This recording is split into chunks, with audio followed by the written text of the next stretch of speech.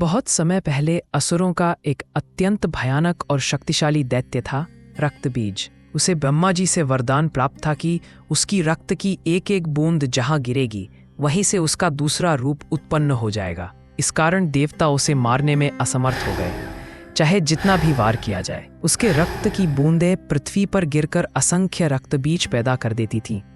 देवताओं ने भयभीत होकर माँ दुर्गा का स्मरण किया। माँ ने अपने भयानक रूप काली को प्रकट किया।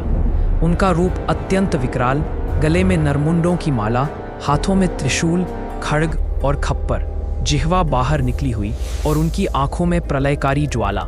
जब काली माँ युद्ध भूमि में उतरी तो असुर सेना थर्रा उठी। माँ ने एक के बाद एक असुरों का संहार करना शुरू किया। रक्तबीज ने भी पूरी शक्ति से प्रतिकार किया, लेकिन जब भी उसके शरीर से रक्त गिरता वहीं से उसके समान नए दैत्य उत्पन्न हो जाते।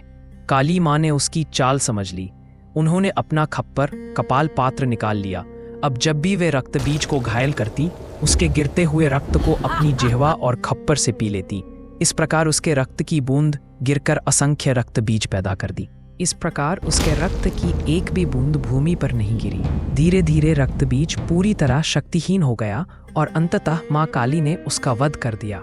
काली माँ का प्रलयकारी रूप रक्तबीज का वध करने के बाद भी काली माँ का क्रोध शांत नहीं हुआ। उनकी आंखें लाल थीं और वे भयानक हंसी के साथ चारों दिशाओं में असुरों का संहार करने लगीं। उनका विकराल रूप देख देवता भी भयभीत हो गए कि कहीं माँ पूरे संसार का विनाश न कर दें। तब देवताओं ने भगवान शिव से प्रार्थना की। शिव जी ने देखा कि यदि काली माँ का क्रोध अब भी जारी रहा तो सृष्टि का संतुलन बिगड़ जाएगा।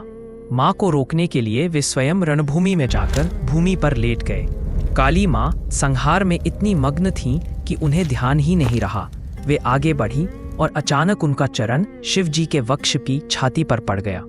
काली माँ का संयम, जैसे ही उनका पैर शिव जी पर पड़ा वे चौंक गईं। उन्होंने तुरंत पहचान लिया कि यह उनके पति महादेव है।